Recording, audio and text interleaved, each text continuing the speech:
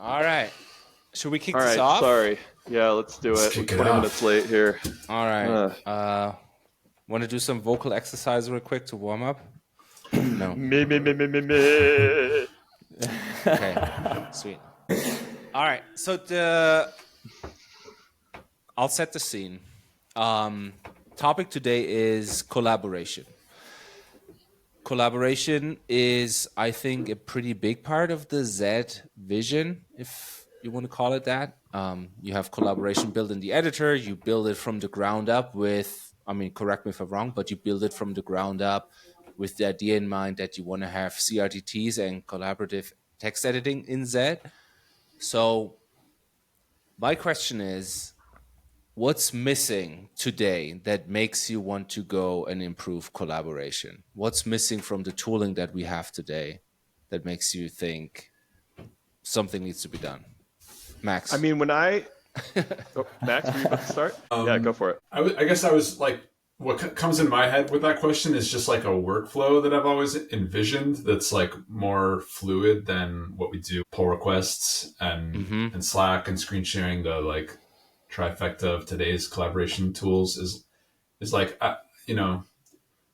I'd just to like give a narrative. It's like, I'd like to like be in a coffee shop coding solo by myself, focused on something, and then realize that I need help from someone. Not sure if they're around right now, but like without kind of in my editor, like leave a comment to them that sort of explains what question I have, at Torsten, can you explain this piece of code right here?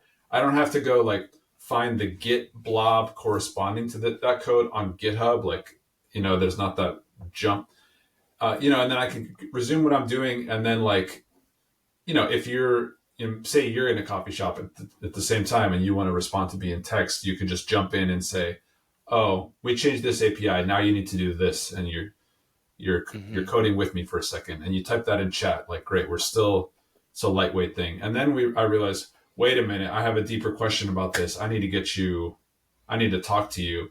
I say, hey, can you talk? And then beep, boop, you're in my editor. We're talking, we're pairing. You're just like, oh, okay, we changed this here. This is here. This is why this is here.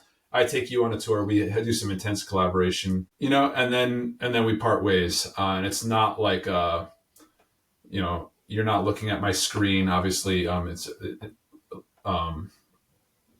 it's a fluid experience for you and me. And then, like in the future, someone comes along and sees that this change and says, "Huh, what's going on with this code?" And they see that Max and Torsten had a conversation here, and they can sort of see that textual interaction, trace that back to how the code looked at the time they had that conversation.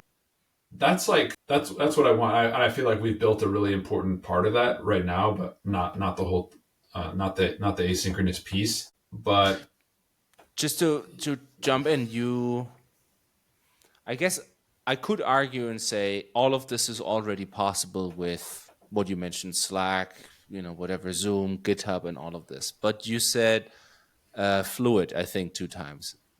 That's an important part, right? That you don't have to go to GitHub and leave a comment and check your emails for this, but you're still in your code. It's all in one thing. Is that a big part of it? Yeah, I guess just to like kind of rewind that story and talk about the things that I are possible but painful today, is like,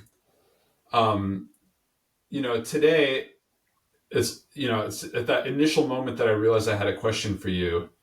And then I thought, okay, how do I link to this code in order to be able to refer to it and talk to Torsten about it? I'm in the code right now. My branch has changed. I have stuff that's not pushed up. Okay, so I have a decision to make. Either I push up a like work in progress commit so that there's something on GitHub I can link you to, or I like rewind and go back to find that where that code, the equivalent code exists already on a push branch, find that on GitHub, use GitHub's code browsing interface to find that code and link to it. And then I switch to Slack and say, here's the link. So maybe by that time I've already decided, never mind. Like, I'm not going to do that. I'll muscle through this pain a little bit longer before I decide it's even worth doing that. So like, that's one moment, the very beginning. And then say you want to, that you just got the message back in my narrative. You just got the message that says I need help. Today, what you would get is like a link to GitHub. And again, it's like it may be a link to some code that's not exactly what I'm working on, just because I didn't have a way to tell you about the code that I was exactly working on. So you would, you have this friction of like, okay, I'm in my code editor. I'm working on the same project in all likelihood, but I'm going to jump over to GitHub to look at this code because that's what you sent me a link to. And I have to I don't remember. I have to use GitHub's code navigation or SourceGraph's code navigation or something other than like my editor to look at this code. So maybe at that point in time you go, I'm not going to investigate my answer that I give too deeply because it's painful to do so. So that's like moment 2. And then like the kind of the biggest of all is like, if I decide, okay, this text back and forth is a little inefficient, I'd like to talk to you right now. That I think today with the tools that exist, like prior to Zed, that you usually reach for like a Slack huddle for that. And that Slack huddles are fine, but just the code piece of it, the sharing your screen is the part that you're now like looking at my screen and you're feeling like, oh, how can I get off this screen share? I'm having to look at this pixelated screen that's not my theme. That's, I can't do anything. Like, let's wrap this up. So maybe you just, at that point in time, you like bounce off. It's not worth doing this.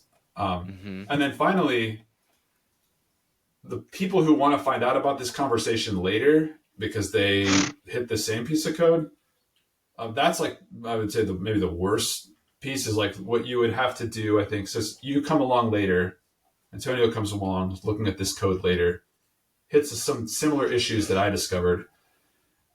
I mean, if it were me today, what I would do is like do a git blame on the file, but then the conversation's not in Git, it's on GitHub. So I would maybe like take those SHA. It might be on GitHub. Take the SHA from the git blame, paste that into the web browser. Say, is this part of a pull request? Where's the conversation here? Maybe I can find out. Go to the pull request. There's no conversation. Scroll down. Oh, there's a ref to another issue. Maybe So like it's just uncollapse the comment. So the reality is I probably gave up and I decided to just reason through it myself because it's not worth finding that, or search for keywords in Slack. But both are painful. So for me, it's all those moments in time where like you could exchange the information with today's tools, but like there's a lot of points where like friction. It wouldn't be worth it today. Like how hard of a problem it would have to be worth doing that is like too great. And I think what we would like to do is make it always worth doing that by having tools that didn't hold you back. Who wants to add something here? Because I have a ton of follow-up questions, but... Antonio, you have anything to add? You go. Yeah, for me, it's just like a shared environment is where I want to be. A shared environment that encompasses the full life cycle of the process of developing the code.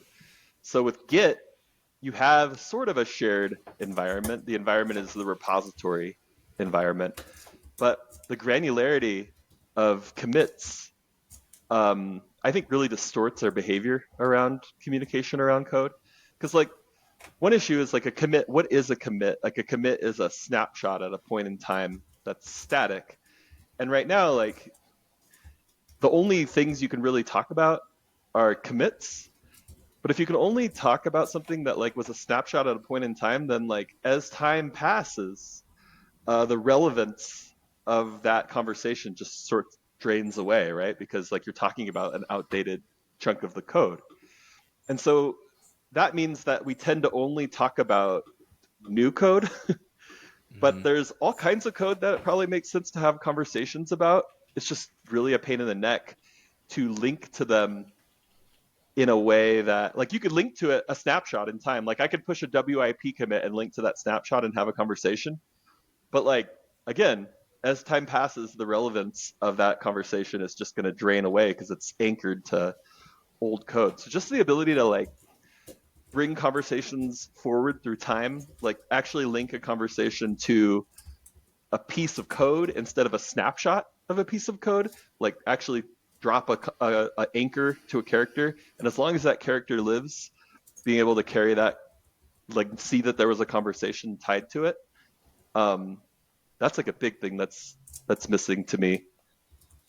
Yeah, I mean, on top of that, I don't know. I think this touches on what Nathan and Max said. Is I don't know. I feel like everybody has had this experience of like I don't know like it's happened to me a lot of times of like, I will work on something, I'll create a branch, push up a PR, and the typical workflow is that, you ask for reviews like to someone, and typically like the longer the PR, the worse the the reviews. Like, I think the longer the PR, the more chances there are that you'll get a looks good to me, ship it, versus like, the smaller it is, like the more probable it is that people are gonna nitpick.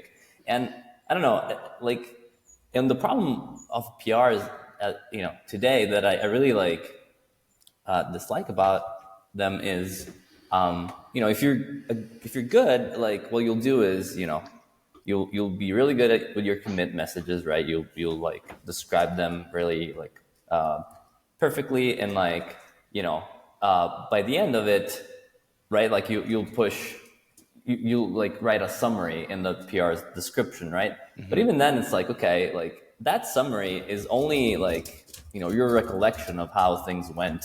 It's just like, between like when you write the first commit and when you type that message, it's like, I don't know, maybe a week has passed. And so that's one problem. And the other problem is just like, you're looking at, the state, right? Like you're looking at a diff, but like when you read that diff as in alphabetical order, like that's not how I would present my diff to, another human being. I would tell them, hey, these are the big pieces, and like, you should, like, it's not how I wrote the code. That's a narrative to them, not right. Just a diff.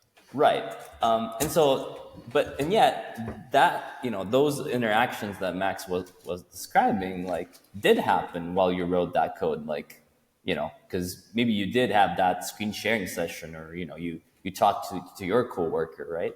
And so, yeah, just being able to capture those conversations and like let them live with the code. Like, yeah, conversations are like as important as the code. Like, it's almost like code is an artifact of those conversations in a way. It's like an artifact of that knowledge. And, right now those two things are disjoint, and like they're spread in several databases, right? GitHub, Slack, people's brains. Just being able to unify them and like, capture all that knowledge seems, I don't know. I'm really excited about that when we talk about collaboration and what Zed can do. There's just so many conversations about code that aren't happening that I think would happen if we had better tooling support for them. And in general, I find the vibe of a pull request to be kind of like an adversarial conversation. It's like you're trying to get it through the review, and people are putting up these obstacles for you to clear and address. Whereas, and there's a place for that, like especially if you're all already on the same page and it's mostly like a couple tweaks or whatever. But if it's deeper than that, I prefer like a more collaborative dynamic where we're just working on the thing together. I mean, that's what Zed does quite well right now. There's still improvement to be made, but like just shifting from that adversarial dynamic to a collaborative one, truly collaborative. How much though would you say, how do I phrase this? It sounds like you all share certain values in regards to collaboration, And my question is, do you all think the ideal of collaboration would be that we would all sit in an office next to each other, and instead of sending a message, we would just point at the screen and, hey, Nathan, come on over here, let's look at this, and then we do this? Do you think this would be the ideal case, and what we're talking about is only due to necessity of being remote? Or do you think even, mob programming in an office with 5 people around one screen and just, everything goes on trunk, whatever, that is also not the ideal? No, I don't think mob programming where everything goes on trunk is reasonable. Like, to me, it seems reasonable to be able to have separate streams of synchronized development. But I will say I spent a lot of time in an office pairing at Pivotal, and I'd much rather have my own screen and my own keyboard and my own monitor, but sit next to the person on their own screen. Yeah. Because I don't know, then I can navigate independently. We don't have to fight over the keyboard. So it's Yeah. less essential, I think, in an on-prem setting where we can actually look at each other and look over someone's shoulder and talk about code in a shared environment. Yeah. But in a remote setting, we need a shared environment. And right now, our shared environment is GitHub, which has these constraints around you got to take a snapshot and push it up, and there's all this friction involved in sharing that particular environment. Or there's other tools like Slack, which aren't designed for code, or screen sharing of various forms, which is just like not designed for code, and so it's pixelated, and only one person can do it. So in a remote setting, it's like, I don't know how people survive as remote teams. I mean, I'm sure it happens, but I just feel like we as a team function a lot better because of the ability to actually, not 100% of the time, but at least some of the time, work together. It's also, coming back to what Max said, in that scenario where he's sitting in the coffee shop, you would send me a message and wait for an answer. You wouldn't, like, that was part of it. It wasn't, oh, if we're sitting next in the office, I'll just tap you on your shoulder when I have a question. You would still be mindful of not interrupting others, right? Which is also the problem when you sit next to each other in the office and constantly have to pull somebody over. Yeah. Like if I had to take either a binary choice of sitting next to someone in the office or only ever interacting asynchronously in pull requests, I would take the former. But I think what we're trying to build is better than either. Is like there's still this ability to have focus time where you're only dealing with other people asynchronously, but then you can kind of jump into the synchronous interactions when you need to. So what I hear is you value collaboration, first of all. It's not just, I need somebody to give me a check mark on the pull request and then I get it out the door. It's, I want to work with other people. You want to work, together. You think there's importance to working as a team with others, and you think the history of the software is important, how it came to what it is today, or how it became what it is today. My question is, where does this come from? Is it your background working in large corporations? Is it your background working in small corporations? Or is it open source and seeing, working with lots of contributors? Or is it the three of you having worked together for 10 years and seeing how that works? For me, I don't know. Like, to me, it's just more fun to write code with someone else. I don't know. Like, I'm just more stimulated intellectually. I don't know. It's almost like, I mean, of course, speaking about Zed, I'm excited about the product we're building, but to me, like, I get as much joy building it with other people. Like, it's part of the joy I get when I write code. And I also think it leads to better code. I don't know. I think, You do know. I do know.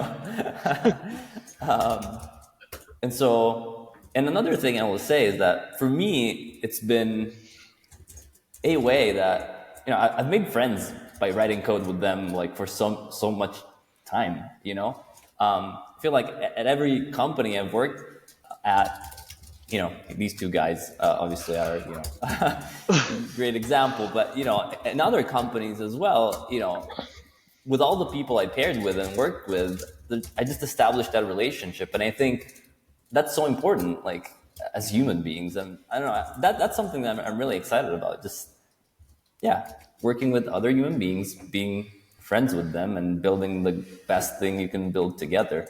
Yeah. And if you have a team, you're gonna have to talk to these people at some point or another. It's just when and how, because you can go write a bunch of software, but if you have a team, presumably the reason you have a team is because there's more software to write than one person can write by themselves. And so that means that the software in total is going to be the composition of software written by multiple people. And like, sorry, but you're gonna be communicating. So now the question is how. And for me, the GitHub collaboration model has always felt like sending email. Like it's the asynchronous flow, and that works for certain problems. But some of these, I don't know, the problems we were working through this morning around paint order, it's just like, I'm not talking about that at the pace of email. I'm either sitting and thinking about it by myself all alone, or I'm in a tool that enables a finer grained communication around that. And how much would you say, okay, so going all the way with your vision, what's still left of today's tooling? Do we still have pull requests? Do we still, it sounds like that, you maybe, right? But do we still have Git? Do we still have, Git commits, branches? Or on a long enough time frame, I think it would be nice to make it more convenient to collaborate than using Git. So yeah, I do think we have branches because again, branches are a tool that facilitates working asynchronously, which is still an important way to be able to work. Yeah, so like you've got to be able to, even if it's two groups of people that are synchronously working on two separate things, but asynchronously relative to each other, like that's a fundamentally important way of being able to work. Yeah. But I think being asynchronous was a revolution when GitHub came around, because before then, branches were a pain in the neck on SVN. So I still think branches are going to exist and asynchronous workflows are going to exist. I just think it will be one point on a spectrum of potential interactions that you can have on code. And you choose that point on the spectrum, not because it's the only tool available, but because it's the approach that makes the most sense for the situation that you're in. Nice. So how much do you think, sorry, let's go back. How much of this approach to development is a cultural thing and how much of this is really tooling? And where I'm coming from is, last, 15 years, DevOps, right? Some people say, oh, once we had the cloud and we had immutable infrastructure, that's when DevOps came in to shine. And the others are saying, well, it's a mindset. It's how you think about developing and how you involve other teams. And so I don't know what the answer to this could be. I don't even know what the question really is, but I would love to hear your thoughts on, you all have a shared understanding of collaboration. Do you think if we build the tooling to enable this, that others will also pick it up? Or do you think it's also a cultural thing that others have to, embrace, that we have to build software as a team? You cannot do everything at this speed, asynchronous, something like this. Does that make sense? It does, yeah. My hope has always been that by reducing the friction involved in communicating this way massively, we set people up for success in terms of moving that way with their culture. Yeah. We have all had the benefit, Max and I, pairing at Pivotal, where that was just the way it was done, and every workstation was set up for pairing, and the whole world was designed around the assumption that you're going to be pairing. And we learned how cool it was to just work with people in real time. I don't know if I had not had that experience, if I would have powered through the hassle of screen sharing or whatever it was we did before we built Zed. So yeah. I didn't have that experience at Pivotal, right? Like, I could talk about, basically prior to joining Atom, I didn't pair with anybody, right? Like, I think before Atom, I think the first person I really paired with, like, intensely was Both. Nathan. Both are valid. I remember, those initial sessions, I was like, oh my God, I'm like, this is, intense. Still is. in a good way. On me now. The tables have turned. And so, yeah, to me, I don't know. I guess Nathan and Max exposed me to the culture, you could say, but I think like for me, it clicked from day one. Like it was intense on a technical level for me, but it was never intense on a emotional or interpersonal level. Like from day one, it was more fun. Like now, I'm not working on this thing by myself. I'm working on it with someone else. I feel like Torsten, like we've been pairing for the last how long has it been? You 5 weeks, I think. Yeah, and it's like I don't know. I feel like I could have never built a relationship with you being remote without us pairing every day. It's just like I don't know, not on the same level. And so I don't know. There is some culture I think involved, but at the same time, it's not like people are not having conversations. Like people do reach out to tools to have those conversations. So I think there is a need for this. And I think having a tool that empowers you to have more conversations or just streamline the ones that you already have. It'll be good.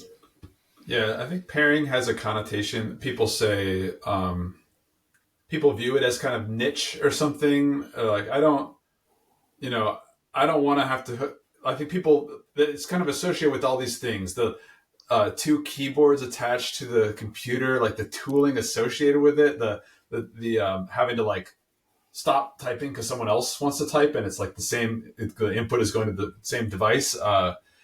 And the feeling that people say, I don't want someone looking over my shoulder while I'm writing code. I think is something that I've heard. But it's like, I don't know how you would. You have, like Antonio just said, you have to have some conversations with someone in order to get. Yeah. Unless you're just working on really easy problems, you have to have a team that you talk to, and so it's just a question of, like. I think like maybe there's people on our team who may not have paired before. I don't even know that we need the term pairing, honestly, like as much anymore. Once it is this way, it's just like another very natural means. It doesn't have the connotation of the two keyboards. It doesn't have the connotation of two people doing one stream of work or whatever. This like inefficiency people talk about sometimes with pairing, because we could literally both be fixing compile errors in the same buffer at the same time. Yeah. So it doesn't. I don't know that we'll need a concept that it'll be pairing anymore. Like once we're done, I think it'll just be as natural as just like when you're. I don't know when you're in Slack together and you're talking. That's just like. I don't know. It's not like we're pair documenting. Like it's just, of course, you do the thing in real time. We're like it'll just be the way collaborating is. That there's a real time. You can do it in real time. You can do it separately. You can be in different buffers. You can be in the same buffer. It's just more like it's ephemeral states of the way your collaboration in your shared environment is taking place. I mean, one thing I'll say, we've talked a lot about pairing or real-time collaboration, and I think it makes sense because like. That's the first thing we built in Zed. That's what's supported in Zed now. But the reality is like, especially in my role, like I just do a lot of talking, and sometimes like all I want to do, I'm like, I don't know. It's funny. All I want to do is actually not talk to anybody and just be silent. And that's where I'm excited about CRDB and these like annotations, like a text-based modality of interacting with people that is also real time, but where I don't necessarily have to talk, or at least not right away, but I can just be in my code and ask a question. The thing Max brought up early on, like I'm still really excited about that mode as well. I don't know, like it's ironic to be one of the founders of this collaborative editor, and I'm like, sometimes all I want to do is just like be quiet and have music playing or something, but it's true. And I don't think there's anything wrong with that, but I don't necessarily want to have to push a WIP commit to have a simple conversation in text either about code. So that's the next phase for us. But to inject myself as a non-question asker, I guess. Yeah. I do think what you said about it being on a spectrum is the most important bit. That you don't go binary, sit next, from sitting next to each other in office to mailing lists, whatever. You reply in 24 hours or something. And what I keep thinking of for the last 10 minutes is I started my first internship as a software engineer. I was pairing a lot. First time I've ever done it. When I heard it, I thought, this is crazy. This is what? I mean, I programmed as a teenager, right? But then what? Professionals pair? But then I did it, and the bandwidth you have and how the throughput you have and how the shared understanding, it's hard to convey if you've never experienced it or you've never built a piece of software like this. And then when I joined my next company, I was still a junior, and I would often be pulled along by a senior, and he would sit me down next to him, and he would say, today we're going to write SQL queries. You're going to love this.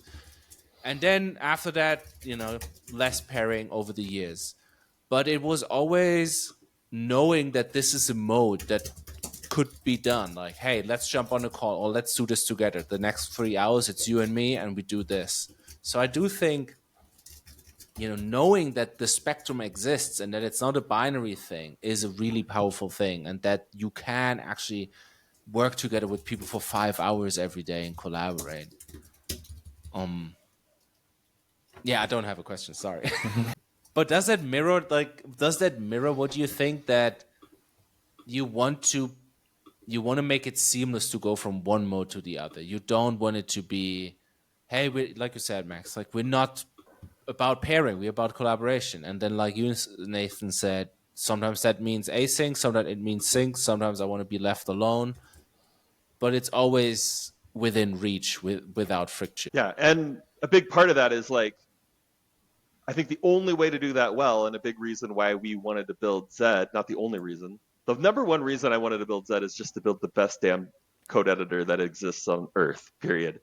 But another big justification for it, at least early on, is I really think to do collaboration on software right, like, put it in the tool that you're using to write the software. Like, it's this immersive experience. So that's a controversial take. And I knew that to, like, really sell that take, the editor had to be amazing, right? Like, it's not like I'm going to use some crappy editor just to collaborate. Like, it has to be the editor I already want to use just because it's awesome. But then if I can just directly treat the code as this shared artifact, as inherent seamless part of the experience, like, now I'm cooking. Why do you think that's controversial? Oh, well, it implies that in order to use Zed as a collaboration tool, you sort of need to be all in as a team on Zed. But I think, I don't know, I think that that's fine. Like, there'll be some people that just use Zed in a more single player mode, or maybe they use Zed more selectively, kind of with other members of the team that are using it, but maybe the whole team isn't using the editor, and they still use traditional asynchronous collaboration tools in the meantime. But I do think, like, the pattern that exists with VS Code, for example, is like one person adopted it, and then gradually the whole team sort of standardizes on it. But it is that's what made it controversial, I think, is this idea of kind of this Apple approach, vertical integration. Like, we're going to own the whole experience. And Tony, Right, you're yeah. trying to get a word in, sorry. No. But I think, I could totally envision a future where, this collaborative experience, like, is offered as, Zed is not the only thing that integrates with it. What I mean with that is, I think one big reason for, building the editor, like Nathan's saying, is that it's vertically integrated. It means that we can really produce the user experience that we want. Like, we don't need to be, constrained to how extensions are made in VS Code or, back in Atom. We tried this once, right? Like, in Atom, we tried building teletype. And the big problem with teletype, which was a package, was that the core data structures of the editor were not collaborative. And so we had this extension, and it was like, it basically replicated the entire buffer. It was this parallel version of the buffer. And you could do a lot of things, but you know, you definitely could perceive the limitations there. And so yeah, a big reason for building the editor is not have those limitations. But I could totally see a future where this collaboration kind of framework that we build can be interacted with from other editors. It's just not going to be the first class experience. Or maybe it could be. Or But maybe it's it could just like, become that. Yeah. we wanted to build a first class experience, and the only way to do that was to build it. But I don't, yeah, if somebody doesn't want to use our GPL'd interface for a collaboration experience that we end up building and we end up standardizing and spreading out, that's fine. But that's going to be a ways from now, to be real. Like, I'm imagining, yeah. Why do you think most of the software world still runs on pull requests? And I guess I'm ignoring all the people who, like all the companies that are not yet on pull requests but will be. But I'm asking because in the last few years, people have been saying, I want better code reviews. This is, not the way. The comments, this is not it. Let's use this other tool. Then people try different things, but it doesn't really take off. So why do you think that is? Have we hit a local maximum, or is it something, or is it the technology that was lacking, or is it something else? I just don't think any of the other alternatives are better enough. We use pull requests. Go look at Zed. Go look at Zed's repo.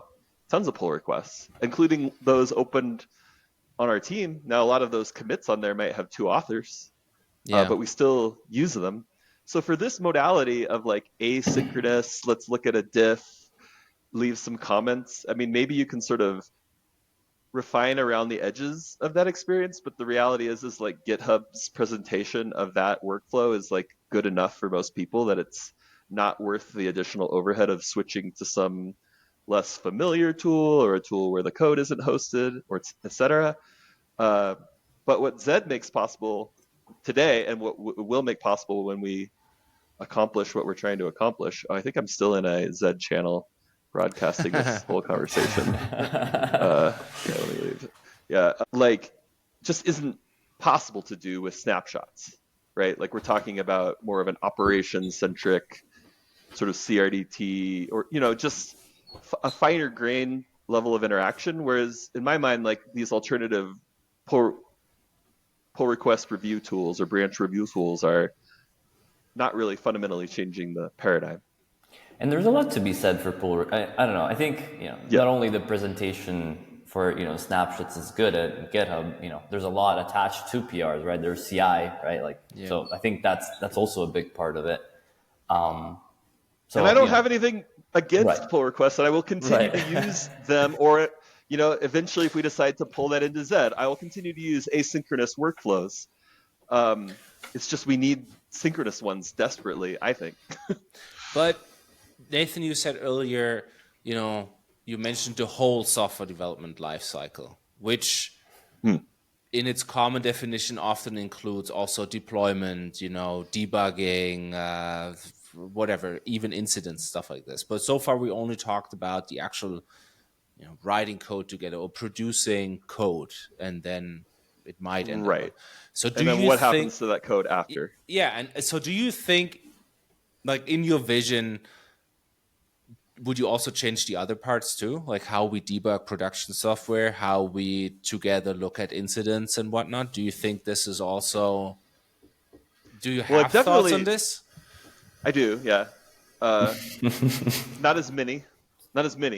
But like, one thing Antonio and I looked at for a little bit before diving in on Zed was this idea of like because GitHub used to have Hubot, which was like, we do ops in a Slack channel. And I was wouldn't it be better to have like a collaborative terminal that was like this shared terminal, and it's a shell environment and you can chat in it?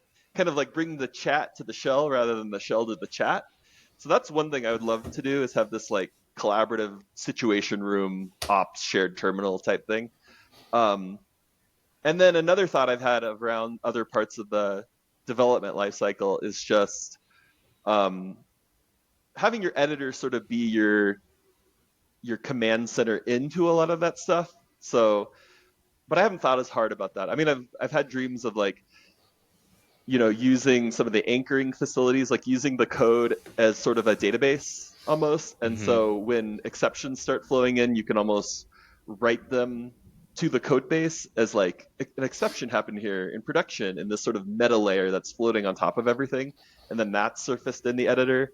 And so sort of to really start using the code base itself as like the foundation on which all this information about things that are happening in production, performance information, exceptions getting thrown, can be kind of annotated and then surfaced to the developer, where you can see like you open a file and you can be like, oh, not in this exact version of the code, but in production, yesterday an exception was thrown here. Like, isn't that interesting? So just more like integrating it together. That's not going to ship next week by any means, but I really would love to see it. Nice. That sounds cool. That sounds interesting. I think there's again, just to say something, but I feel like this. No, it's good. This act of working together, it's not just, oh, I have somebody sitting here and correcting the code that I mistakenly wrote. I think that you bounce ideas back and forth. You get a different perspective on a lot of other things. And with code, we talked about this, but I do think, having built web applications and run them in production for the last 10 years, I do think there's something super valuable about being there with others when you look at how a production system behaves. Like there's an outage or something like this, and it's 2 or 3 people, and together you're seeing, wait, why did the graph go up? Is it this? No, it's actually this. And you learn to understand this. So again, just to say something, but I think the idea of collaboration, is also valuable when after the software is done and you're just trying to understand it. You're trying to understand and learn how it behaves in production. Yeah. Linking it back to the code and also having those conversations with each other. I'm very. Yeah, it turns out it's helpful to talk to each other in a variety of circumstances. Yeah. Okay, last question, because we also had time, but last question. And I'm saying this because I came around on it. So when I joined, Nathan, I said, when do we add video? Right? I need video calls in Zed. And now I think, I'm not sure I want video calls. Because it changes a lot for me when I can just, don't have to worry about how I look or what I do with my hands and face and whatsoever. And there's something really nice about just being on a phone call with people.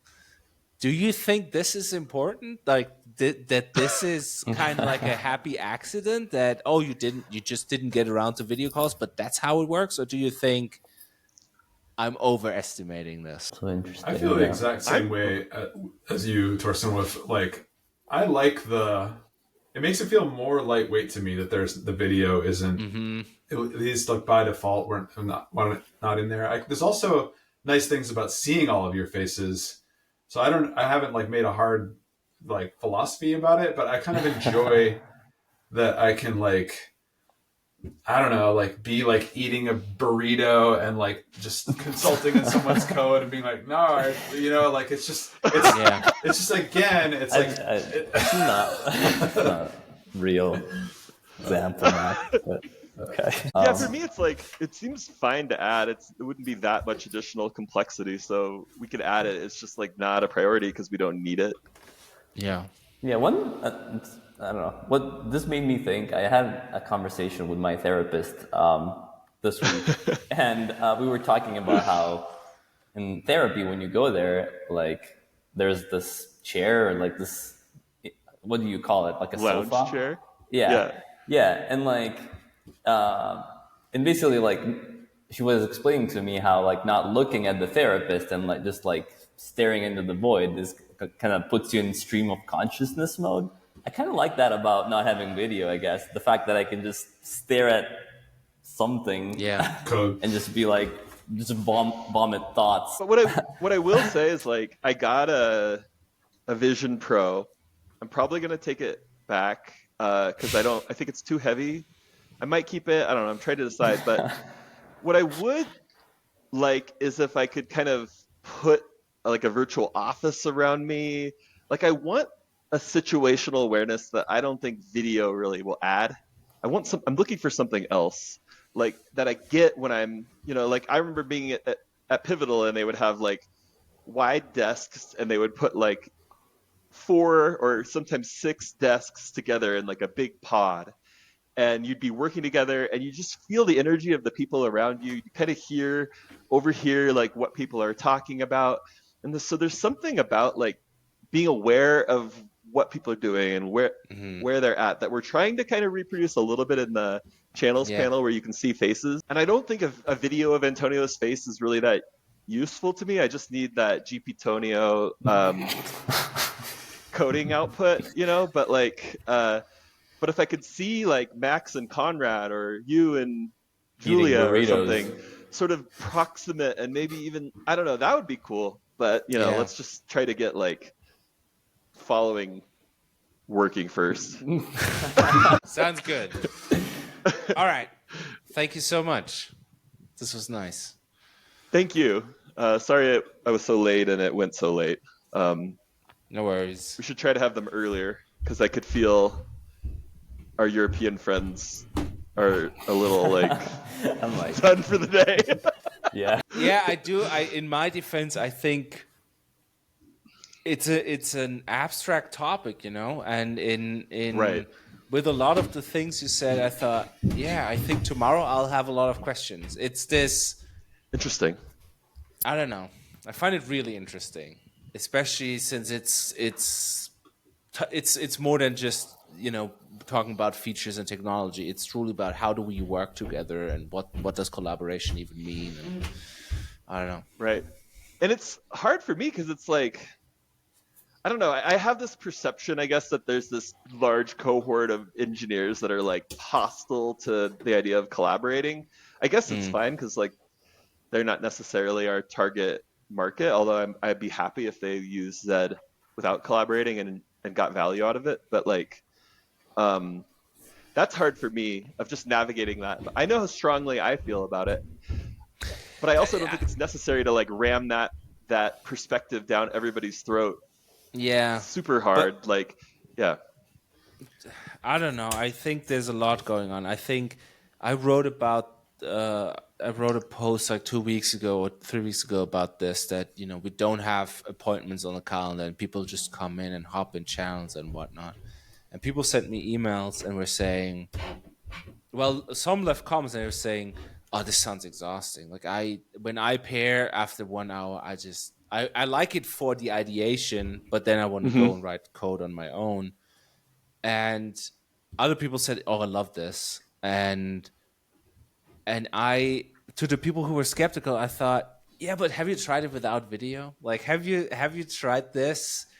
There's something about this ephemeral nature of you can just hop in a channel and also leave and say, hey, I'm out of here. And you don't even have to make a face and smile and go, hey, sorry, but you just go, hey, all right, cool, I'll finish this up. I'll talk to you. Bye-bye.